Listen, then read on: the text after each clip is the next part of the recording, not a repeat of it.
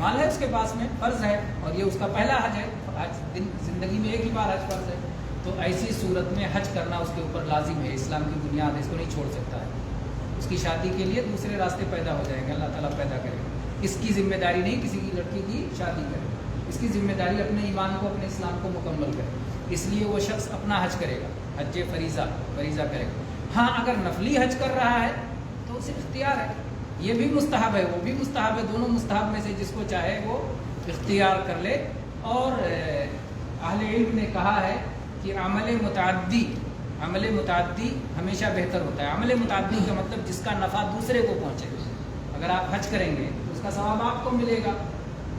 لیکن اگر آپ کسی پر زکوٰۃ، کسی کو صدقہ خیرات دیں گے تو اس کا آپ کو بھی ثواب ملے گا، وہ آدمی اس پیسے سے فائدہ اٹھائے گا، تو یہ متعدی ہے۔ آپ پیڑ لگاتے ہیں، درخت لگاتے ہیں، تو اس کا سایہ آپ بھی حاصل کرتے ہیں، دوسرے لوگ بھی اس کے سائے میں بیٹھتے ہیں، آپ بھی اس کا پھل کھاتے ہیں، دوسرے لوگ بھی اس سے پھل کھائیں گے، تو اس کا نفع متعدی ہے، یعنی جس کا فائدہ دوسروں کو پہنچے۔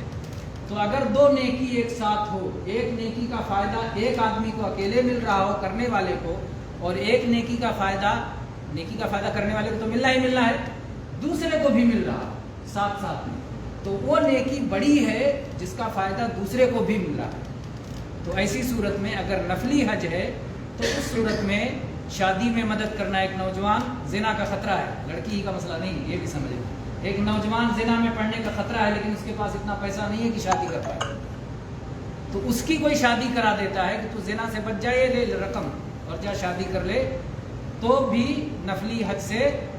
بہتر ہوگا، اس لیے اس کا خیر متعدی ہے۔